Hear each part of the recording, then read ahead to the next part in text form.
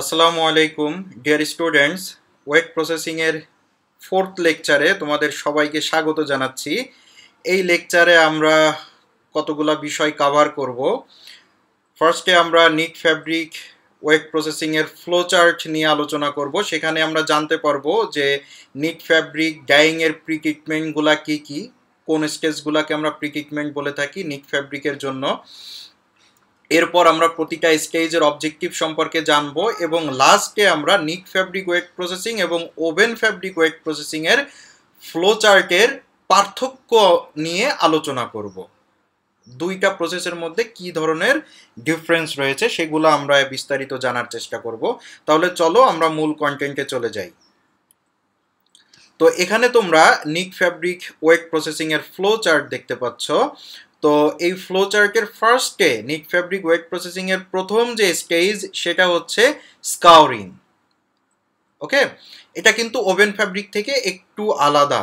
হ্যাঁ, কি কি আলাদা বা কি কি পার্থক্য রয়েছে সেগুলো আমরা এই লেকচারের লাস্টে আমরা কম্পারেটিভ আলোচনা করব। এখানে আমরা ফার্স্টে নিক ফ্যাব্রিক ওয়েট প্রসেসিং এর ফ্লো চার্টের দিকে কনসেন্ট্রেট করি। ওকে, তো ফার্স্টে যে প্রসেসটা সেটা হচ্ছে স্কাওয়ারিং, তারপর আমরা ব্লিচিং করি। যদিও বলে রাখি যে এখন আমরা স্কাওয়ারিং ব্লিচিং দুইটা প্রসেস কম্বাইনলি করি, মানে একসাথে করি।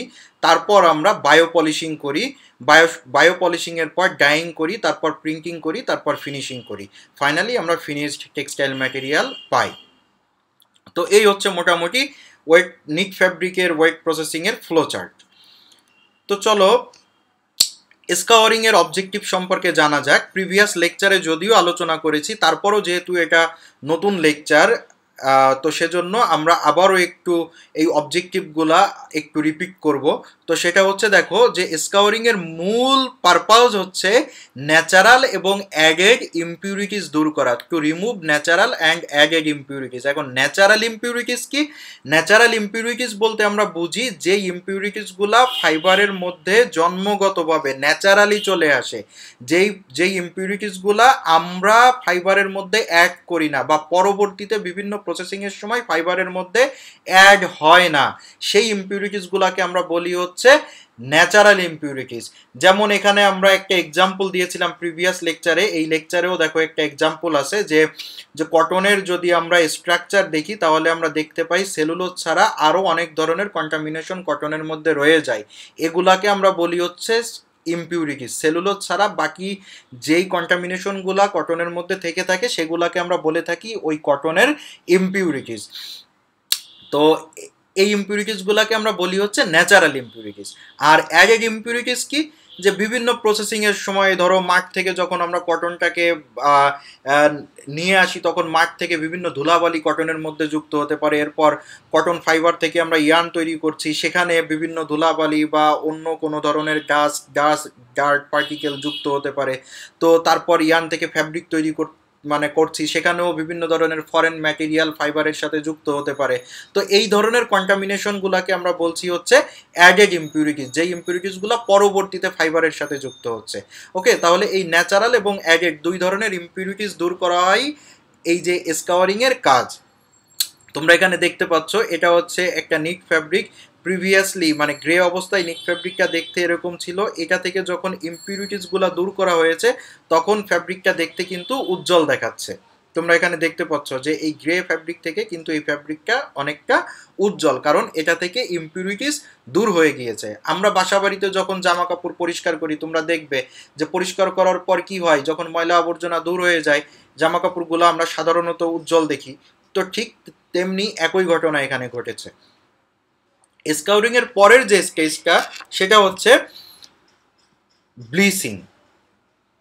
ওকে, দেখো ব্লিচিং এর কাজ হচ্ছে ন্যাচারাল কালার দূর করা, মানে ন্যাচারালি জন্মগতভাবে ফাইবার যে কালারটা নিয়ে আসে ওই কালারটা ফাইবার থেকে আমরা রিমুভ করি। হ্যাঁ, ওই কালারটা রিমুভ করার যে প্রসেস সেই প্রসেসটাকে আমরা বলি হচ্ছে ব্লিচিং। এখানে অবশ্যই ব্লিচিং বলতে আমরা ন্যাচারাল কথাটা উল্লেখ করব, শুধু কালার কিন্তু বলবো না যে ফাইবার থেকে কালার রিমুভ করার প্রসেস ব্লিচিং, তাহলে কিন্তু সংজ্ঞাটা পরিপূর্ণ হবে না।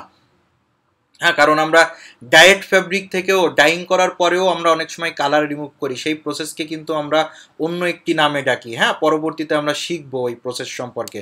তো আপাতত এটুকুন জেনে রাখো, ব্লিচিং এর সংজ্ঞা দেওয়ার সময় বা অবজেক্টিভ বলার সময় অবশ্যই আমরা বলবো ন্যাচারাল কালার রিমুভ করা হয় ব্লিচিং এর মাধ্যমে, ন্যাচারাল শব্দটা অবশ্যই যুক্ত করব। তো এখানে দেখো, আমরা আগেও বলেছি যে ন্যাচারাল কালার যখন রিমুভ করা হয় তখন ফ্যাব্রিকটা কি হয়ে যায়, স্বভাবতই সেটা সাদা হয়ে যায়। ওকে, তো এখানে তোমরা ফিগারে দেখতে পাচ্ছ যে স্কোরিং করার পর ফ্যাব্রিকটা একটু উজ্জ্বল দেখাচ্ছে, তারপরও এখানে একটা কালার রয়ে গিয়েছে। এই কালারটা কিন্তু ন্যাচারাল কালার, এই ন্যাচারাল কালারটা কিন্তু রিমুভ হয়ে যাওয়ার পর এই ফ্যাব্রিকটা কি হচ্ছে, নিট ফ্যাব্রিকটা কিন্তু এখানে সাদা হয়ে গিয়েছে, আমরা দেখতে পাচ্ছি। ওকে, তার মানে কি যে এই ন্যাচারাল কালার রিমুভ করাই আসলে ব্লিচিং এর কাজ। তার মানে আমরা যখন স্কোরিং ব্লিচিং দুইটা প্রসেস কম্বাইনলি করব, তখন আমরা এই যে এই ফ্যাব্রিকের এই কালার থেকে সরাসরি এই সাদা কালারটা আমরা পেয়ে যাব। হ্যাঁ, কারণ শুরুতেই আমি বলেছি যে এখন কিন্তু আমরা স্কোরিং ব্লিচিং একসাথে করি, একটা প্রসেস হিসাবে কনসিডার করি স্কোরিং ব্লিচিং। ওকে, তো সেজন্য আমরা এই গ্রে ফ্যাব্রিক থেকে সরাসরি আমরা এই সাদা ফ্যাব্রিকটা পেয়ে যাই স্কোরিং ব্লিচিং প্রসেস করার ফলে। এরপর আসো যে আমরা বায়ো পলিশিং করি। বায়ো পলিশিং কি করে দেখো, বায়ো পলিশিং হচ্ছে প্রজেক্টিং ফাইবার বা প্রোট্রুডিং ফাইবার দূর করে। বায়ো পলিশিং এর মাধ্যমে আমরা প্রজেক্টিং ফাইবার বা প্রোট্রুডিং ফাইবার দূর করতে পারি। তো প্রজেক্টিং ফাইবার কি, ইয়ানের অ্যাক্সিস থেকে যেই ফাইবারগুলো বাইরের দিকে বের হয়ে থাকে সেই ফাইবারগুলোকে আমরা বলি হচ্ছে প্রজেক্টিং ফাইবার বা প্রোট্রুডিং ফাইবার। তো এই ফাইবারগুলা হচ্ছে দূর করা হয় কোন প্রসেসের মাধ্যমে, নিক ফ্যাব্রিকের ক্ষেত্রে বায়ো পলিশিং এর মাধ্যমে। ওকে, তো বায়ো পলিশিং এর মাধ্যমে যখন আমরা দূর করি তখন দেখো যে এখানে কিন্তু এই যে ফ্যাব্রিকের উপর তোমরা দেখতে পাচ্ছ যে প্রজেক্টিং ফাইবার, এই ফাইবারগুলো যখন আমরা দূর করে ফেলি ফ্যাব্রিকের সারফেস কিন্তু স্মুথ দেখাচ্ছে, কোনো প্রজেক্টিং ফাইবার আমরা এখানে দেখতে পাচ্ছি না। ওকে, ফাইবারের সারফেসটা কিন্তু স্মুথ হয়ে যাচ্ছে প্রজেক্টিং ফাইবার দূর করার ফলে। তো আরেকটি টার্ম এখানে উল্লেখ আছে, দেখো হেয়ারি ফাইবার। অনেক সময় এই ফাইবারগুলোকে আমরা হেয়ারি ফাইবার বলে থাকি, কিন্তু সাধারণত এই ফাইবারগুলোকে আমরা হেয়ারি ফাইবার বলবো না। আমরা এই ফাইবারগুলোকে তখনই হেয়ারি ফাইবার বলবো যখন প্রজেক্টিং ফাইবার বা প্রোট্রুডিং ফাইবারের দৈর্ঘ্য 3 মিলিমিটার বা তার থেকে বেশি হবে। তার মানে মিনিমাম দৈর্ঘ্য 3 মিলিমিটার হতে হবে প্রজেক্টিং ফাইবারের, তাহলে ওই ফাইবারগুলোকে আমরা বলবো হচ্ছে হেয়ারি ফাইবার। ওকে, এখন আসো যে ডাইং কেন করি। আমরা আগেও বলেছি ডাইং করি হচ্ছে আমরা ফ্যাব্রিকের মধ্যে কন্টিনিউয়াস কালার প্রডিউস করার ক্ষেত্রে। হ্যাঁ, যদিও এখন মডার্ন ডাইংয়ে আমরা ডিসকন্টিনিউয়াস কালার প্রডিউস করতে পারি, কিন্তু জেনারেল অবজেক্টিভে যদি আমরা যাই তাহলে আমরা বলবো যে ডাইং করার মূল পারপাস হচ্ছে ফ্যাব্রিকের মধ্যে কন্টিনিউয়াস কালার প্রডিউস করা। আর প্রিন্টিং এর অবজেক্টিভ হচ্ছে ফ্যাব্রিকের মধ্যে নির্দিষ্ট ডিজাইনের কালার বা নির্দিষ্ট ইমপ্রেশন, নির্দিষ্ট ছায়া তৈরি করা, নির্দিষ্ট একটা প্রতিচ্ছবি তৈরি করা ফ্যাব্রিকের মধ্যে। হ্যাঁ, এটা হচ্ছে প্রিন্টিং এর মূল অবজেক্টিভ। তোমরা এখানে অনেকগুলা প্রিন্টেড ফ্যাব্রিক দেখতে পাচ্ছ, এখানে আমরা বিভিন্ন ধরনের ডিজাইন প্রডিউস করেছি আমরা প্রিন্টিং এর মাধ্যমে ফ্যাব্রিকের উপরে। ওকে, এরপর ফিনিশিং এ আসো। তো ফিনিশিং এর মেইন পারপাস হচ্ছে ফ্যাব্রিকের মধ্যে নতুন কোনো ফিচার যুক্ত করা। হ্যাঁ, যে কোনো ফিচার আমরা ডাইং এর পর যে কোনো ট্রিটমেন্ট করে ফ্যাব্রিকের মধ্যে নতুন কোনো বৈশিষ্ট্য যুক্ত করলেই আমরা ওই প্রসেসটাকে বলবো হচ্ছে ফিনিশিং। হ্যাঁ, এখানে এক্সাম্পল হিসাবে দেখানো হয়েছে যে আয়রনিং, যে এখানে ফ্যাব্রিকটা দেখো কুচকিয়ে আছে, কিন্তু এই ফ্যাব্রিককে যদি আমরা আয়রন করি তাহলে ফ্যাব্রিকটাকে স্মুথ দেখাবে, উজ্জ্বল দেখাবে, দেখতে অনেক ভালো দেখাবে। যেহেতু ফ্যাব্রিকটার আগের অবস্থান থেকে বর্তমান অবস্থান কি একটু ডিফারেন্ট, নতুন বৈশিষ্ট্য আমরা ফ্যাব্রিকের মধ্যে যোগ করেছি আয়রনিং এর মাধ্যমে, তাহলে আয়রনিংকে আমরা বলতে পারি এক ধরনের ফিনিশিং। এটা খুবই সিম্পল একটা এক্সাম্পল, তোমাদের বোঝার জন্য আমি এই সহজ এক্সাম্পলটা দিয়েছি। এছাড়াও তুমি যদি এই ফ্যাব্রিকের উপর যদি তুমি ওয়াটার প্রুফ ফিনিশিং করো, তাহলে এই ফ্যাব্রিকের মধ্যে দিয়ে কি হবে না, পানি পাস হবে না। তাহলে কি হচ্ছে যে ফ্যাব্রিকের মধ্যে নতুন বৈশিষ্ট্য তুমি অ্যাড করলে বা যুক্ত করলে, তার মানে কি এই যে ওয়াটার প্রুফিং এটাও এক ধরনের কি ফিনিশিং। ফ্যাব্রিকের মধ্যে যেহেতু নতুন বৈশিষ্ট্য যুক্ত করা হচ্ছে, তার মানে ফিনিশিং এর মূল পারপাসই হচ্ছে ফ্যাব্রিকের মধ্যে নতুন বৈশিষ্ট্য যুক্ত করা। এখন আসো যে এই ওভেন ফ্যাব্রিক আর নিট ফ্যাব্রিক ওয়েট প্রসেসিং এর যে ফ্লো চার্ট রয়েছে, এই দুইটা ফ্লো চার্টের মধ্যে পার্থক্য কি। দেখো, আমরা যদি এই দুইটা ফ্লো চার্ট দেখি আমরা দেখতে পাই প্রথমেই করা হচ্ছে কি ওভেন ফ্যাব্রিকের ক্ষেত্রে সিনজিং, কিন্তু নিক ফ্যাব্রিকে কোনো সিনজিং প্রসেস নাই। সিনজিংয়ে আমরা দূর করেছিলাম কি প্রজেক্টিং ফাইবার বা প্রোট্রুডিং ফাইবার, কিন্তু নিক ফ্যাব্রিকে কি প্রজেক্টিং ফাইবার প্রোট্রুডিং ফাইবার হয় না? অবশ্যই হয়। সেটা আমরা দূর করেছি কি 3 নাম্বার স্টেজে গিয়ে বায়ো পলিশিং এর মাধ্যমে। হ্যাঁ, আমরা বায়ো পলিশিং এর মাধ্যমে প্রজেক্টিং ফাইবার বা প্রোট্রুডিং ফাইবার দূর করেছি। তার মানে কি দুইটা ফ্যাব্রিকের ক্ষেত্রেই প্রজেক্টিং ফাইবার বা প্রোট্রুডিং ফাইবার দূর করা হয়। ওভেন ফ্যাব্রিকের মাধ্যমে সিনজিং প্রসেসের মাধ্যমে, যেটা হচ্ছে আমরা পুড়িয়ে দূর করি, আর এখানে কেমিক্যাল প্রসেস, বায়ো পলিশিং একটি কেমিক্যাল প্রসেস, আমরা এনজাইম ইউজ করে প্রজেক্টিং ফাইবার বা প্রজেক্টিং ফাইবার বা প্রোট্রুডিং ফাইবারকে দূর করে থাকি। তাহলে এখানে কেমিক্যাল প্রসেসের মাধ্যমে দূর করা হচ্ছে প্রজেক্টিং ফাইবারকে, আর এখানে কি হচ্ছে বার্নিং প্রসেসের মাধ্যমে দূর করা হচ্ছে প্রজেক্টিং ফাইবারকে। ওকে, তারপরে দেখো যে ওভেন ফ্যাব্রিকে আমরা ডিসাইজিং প্রসেস ইউজ করছি, কিন্তু নিক ফ্যাব্রিকে আমরা কোনো ডিসাইজিং প্রসেস ইউজ করছি না। কারণ কি ওভেন ফ্যাব্রিকের ওয়ার্পের সুতায় আমরা সাইজ ম্যাটেরিয়াল অ্যাপ্লাই করি ফ্যাব্রিক তৈরির আগে, কিন্তু নিক ফ্যাব্রিকের সুতায় কোনো সাইজ ম্যাটেরিয়াল অ্যাপ্লাই করতে হয় না। যেহেতু নিক ফ্যাব্রিকের সুতায় কোনো সাইজ ম্যাটেরিয়াল নাই, তাহলে কি হচ্ছে নিক ফ্যাব্রিকে ডিসাইজিং করার কোনো ধরনের প্রয়োজন নাই। তো সেজন্য এই ফ্লোচার্টে ডিসাইজিং প্রসেসটা অনুপস্থিত।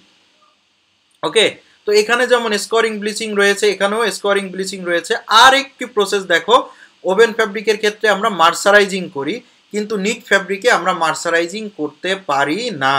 কারণ হচ্ছে কি যে মার্সারাইজেশন প্রসেসটা কিন্তু হাই টেনশনে, অনেক টেনশন, অনেক প্রেশার অ্যাপ্লাই করে মার্সারাইজেশন প্রসেসটা করা হয়, কিন্তু নিক ফ্যাব্রিকে আমরা হাই টেনশন অ্যাপ্লাই করতে পারি না। তাহলে আমরা জানি যে নিক ফ্যাব্রিকটা ওভেন ফ্যাব্রিক থেকে অনেক ফ্লেক্সিবল। নিক ফ্যাব্রিককে যদি আমরা অনেক বেশি টেনশন অ্যাপ্লাই করি, নিক ফ্যাব্রিকে ডাইমেনশন চেঞ্জ হয়ে যেতে পারে, ডাইমেনশনাল স্টেবিলিটি অনেক কম নিক ফ্যাব্রিকের। তো সেজন্য আমরা যেহেতু অনেক প্রেশার অ্যাপ্লাই করতে পারি না নিক ফ্যাব্রিকে, তাই মার্সারাইজেশন প্রসেস নিক ফ্যাব্রিকে করা সম্ভব নয়। তো এই তিনটা জায়গায় আসলে আমাদের মূল পার্থক্য রয়েছে। একটা হচ্ছে সিনজিং, আর এক ওভেন ফ্যাব্রিকে আমরা সিনজিং করি, নিক ফ্যাব্রিকে আমরা ওই একই কাজ করার জন্য বায়ো পলিশিং করি। ওভেন ফ্যাব্রিকের ক্ষেত্রে আমরা ডিসাইজিং করি, নিক ফ্যাব্রিকে আমরা ডিসাইজিং করি না। ওভেন ফ্যাব্রিকে আমরা মার্সারাইজেশন করতে পারি, নিক ফ্যাব্রিকে আমরা মার্সারাইজেশন করতে পারি না।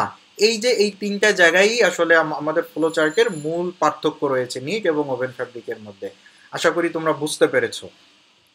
তো থ্যাংক ইউ সো মাচ তোমাদের এই লেকচারে আমার সাথে থাকার জন্য। নেক্সট লেকচারে নতুন কোনো টপিক নিয়ে তোমাদের সাথে কথা হবে ইনশাআল্লাহ। সে পর্যন্ত সবাই ভালো থাকো। আল্লাহ হাফেজ।